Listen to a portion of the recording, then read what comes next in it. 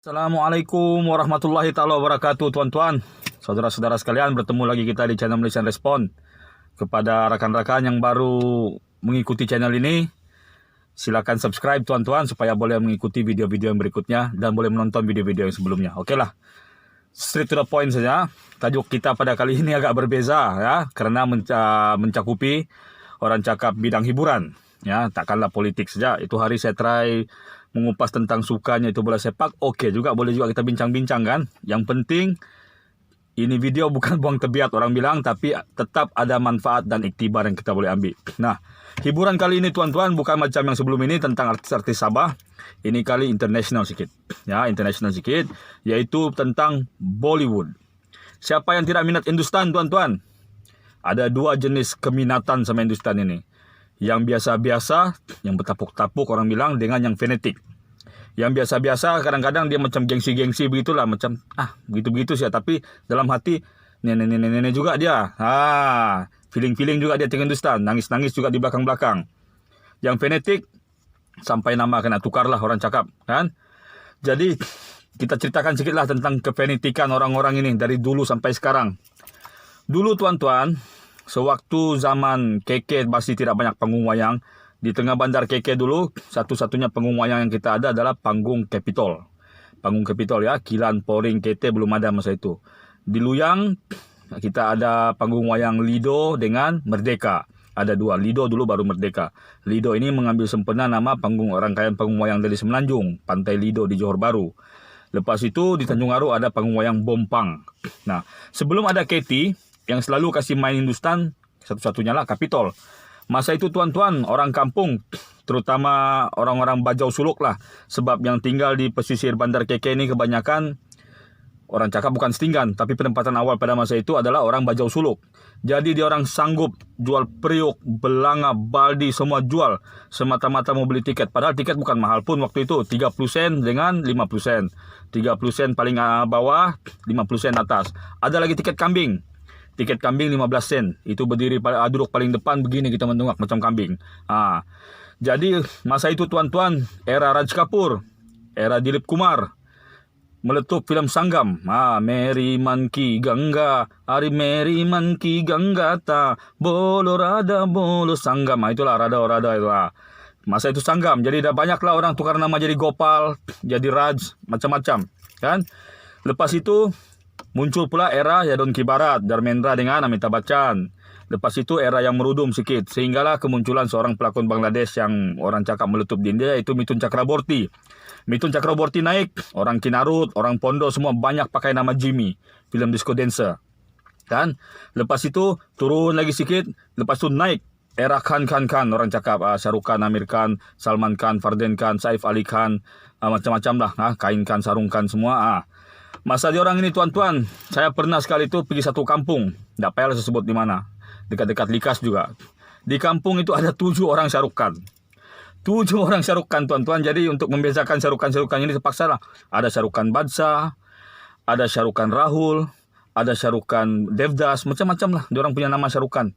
Fanatik orang cakap. Ritik pun sempat orang cakap mengambil fanatisme dia. Okey. Jadi, tuan-tuan, kenapa saya merapu tentang cerita Hindustan? Apa iktibar yang kita boleh dapat? Ada 2 hal yang mau saya bahas, tuan-tuan, tentang orang cakap jerangkap samar yang dipasang dalam industri Bollywood. Perkataan Bollywood itu sendiri, tuan-tuan, kalau kita dengar-dengar sikit-sikit macam Hollywood. Kenapa diorang menggunakan perkataan wood? Wood itu merujuk kepada kayu atau pohon zaitun. Hollywood bermaksud pohon yang suci. Dengan niat diorang mau menyebarkan diorang punya orang cakap message yang diorang mau sebarkan lah. Jadi Hollywood di Amerika, Bollywood di Asia yang dikuasai oleh filem-filem Bollywood. Karena apa, tuan-tuan? Kalau diorang mengharapkan filem Hong Kong yang dipelopori oleh Bruce Lee, untuk scene yang fight-fight kungfu mungkin ada, tapi untuk meresap pikiran tiada. Tapi Bollywood, target utama diorang sebenarnya Indonesia. Kenapa Indonesia, tuan-tuan? Kalau kita tengok Indonesia, nama pun Indonesia. Kalau kita Malaysia maksudnya negara yang berasaskan basis Malay, Malaysia. Indonesia, Indo. Perkataan Indo ini maksudnya sama ada Hindu atau Indianism. Ya, Sino bermaksud China, Indo bermaksud India. Jadi Indonesia ini merujuk ke sana. Tengoklah mata wang rupiah, Kan nama-nama diorang masih ada ciri-ciri nama Hindu. Basuki itu adalah contoh nama Vasugi. Pasupati itu maksud Pasupatinath. Contoh-contoh. Lagipun di Bali ada orang cakap agama Hindu masih ada diamalkan di Bali. Jadi tuan-tuan, target utama diorang Indonesia sebenarnya, tapi menjalar hingga ke selatan Thailand, seluruh Malaysia dan selatan Filipina. Jadi apa sebenarnya natijah yang ada daripada filem Bollywood? Ada dua tuan-tuan. Pertama, dogma Yahudi. Yahudi sebenarnya memainkan peranan yang sangat-sangat besar dalam mempopularkan Bollywood. Ramai yang tidak tahu. Sini saya kasih tahu. Dulu tuan-tuan, sewaktu era awal filem Bollywood, watak wanita dibawakan oleh lelaki yang berpakaian wanita. Sebab apa? Orang beragama Hindu dan Islam, wanita diorang tidak akan sanggup memaparkan muka. Malu dia cakap. Ciri-ciri keagamaan diorang masih tebal. Tapi apabila seorang pelakon Yahudi India yang bernama Sulocenita memulakan lakonan dia, lepas itu didokong oleh Mahesh Manikar, semua itu adalah beragama Yahudi sebenarnya. Kalau kita tengok tuan-tuan, nama Kapoor. Kapoor itu adalah family Yahudi sebenarnya. Kebanyakan, bukan semua, kebanyakan. Di agama Yahudi ada satu perayaan yang dinamakan Yom Kippur. Ejaan dia K-I-P-U-R, tapi kalau ikut sebutan bahasa Ibrani, Kaf, Ya, Fa, Waw, Ra. Kefur. Jadi disebut Kippur. Jadi Kapur. Ada persamaan sebenarnya. Jadi family Kapur ini family Kippur sebenarnya. Karena Kippur disebut Kepur. Begitu, bukan Kippur, Kepur, Yom Kippur. Jadi tuan-tuan, apabila ada pembabitan Yahudi, sudah tentulah ada ideologi yang mau diserapkan. Diorang tidak mau menyerapkan ideologi Yahudi itu ke situ, ketara sangat. Macam contoh-contoh orang cakap pernikahan campur. Kan? Mitos tentang cara pengendalian doa, sebenarnya itu semua. Itu sebenarnya adalah dogma-dogma Yahudi yang diserapkan dalam filem-filem Hollywood. Satu. Kedua tuan-tuan, kalau kita notice betul-betul, kalau kita tengok filem-filem awal tahun 80-an dulu, setiap filem Bollywood, part permulaan dia adalah doa. Doa terhadap tiga dewi. Tiga dewa atau tiga dewi begitulah. Doa. Tidak salah tuan-tuan, orang menonton, sekadar menonton, tapi tidak kurang juga yang terpengaruh. Ada terpengaruh.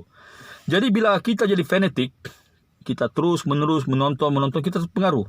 Dulu pernah dengar cerita, ada seorang pakcik ni dia terlalu fanatik dengan lakonan Shashi Kapoor. Jadi waktu mati, dia mewasiatkan anak dia minta kena bakar. Sampai begitu sekali, tengok. Meresap dalam pikiran tuan-tuan. Meresap dalam pikiran itu yang diceritakan dalam filem.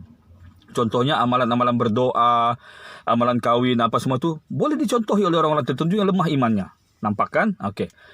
Kehidupan sehari-hari pelakon-pelakon Bollywood tuan-tuan sangat-sangat liberal. Diorang menggambarkan sekularisme.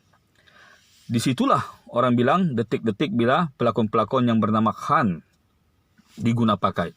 Sebelumnya tuan-tuan, sebelum Khan, dulu pun pelakon yang paling tersohor di Hollywood sebenarnya nama dia Yusuf Khan. Pelakon nombor 1 Bollywood, yang satu-satunya pelakon yang memenangi 8 anugerah pelakon terbaik Bollywood. Tapi kalau saya sebut nama Yusuf Khan, tidak ada yang tahu. Kalau saya sebut nama Dilip Kumar, ramai yang tahu. Dia sanggup namanya ditukar menjadi Dilip Kumar untuk mempopularkan dirinya. Sanggup menggadaikan jati diri dia sendiri, itu nama dia. Apabila dia tukar nama dari Yusuf Khan pergi Dilip Kumar, maka dia naik populariti dia. Dia dibantu. Begitu juga dengan penyanyi latar utama, Muhammad Rafi. Dia seorang Muslim. Kan? Okey, Nasiruddin Shah, seorang Muslim. Contoh-contohnya lah. Jadi, apabila di era-era kejatuhan Bollywood di hujung-hujung tahun 80-an, maka mereka memikirkan cara untuk kembali naik. Jadi pelakon-pelakon yang dipilih adalah pelakon-pelakon Muslim. Tapi semuslim apakah mereka? Kita tidak mau mempersoalkan iman orang tuan-tuan, berdosa. Tapi kita boleh nampak sendiri. Shah Rukh Khan, pelakon nombor 1. Isteri dia siapa? Kalau saya tidak salah, isteri dia Gauri. Kamu silap kalau panggil dia Gauri Khan. Dia tidak pernah menggunakan nama Khan. Nama dia Gauri. Dia beragama Hindu. Ya, nama dia kalau ditulis di media G-A-U-R-I, Gauri. Tapi kalau dia sebut di dokumen dia Gauri, G-O-W-R-I. Itu satu nama, salah satu nama Dewi Hindu, Gauri. Ya, Amir Khan juga, dia bercerai dengan dia punya isteri yang pertama, dia kahwin balik soal perkawinan campur. Jadi kita sampai terikut-ikut liberalisme, sekularisme yang diorang bawa. Jadi inilah tuan-tuan, orang cakap mau minat silakan, tidak jadi masalah, kita tidak boleh paksa, tapi berhati-hati tuan-tuan. Ini iktibar yang saya mau sampaikan dalam video ini. Saya tidak larang, saya pun minat juga lagu-lagu Bollywood, legai-legai, kita minat, tidak salah. Tapi awas, jangan sampai meresap dalam pikiran amalan-amalan itu ya. Sekularisme, perkawinan campur, berdoa dengan cara yang ini. Sampaikan, kalau kita nampak sepintas lalu, kenapa Shah Rukh Khan seorang orang cakap ikon boleh buat gitu, apa salahnya saya ikut? Contohnya. Jadi awasi pengaruh yang coba meresap masuk dengan cara halus. Oke lah, selamat menikmati film Bollywood kegemaran kalian. Tapi pesanan saya, berpikir dengan matang. Assalamualaikum warahmatullahi wabarakatuh.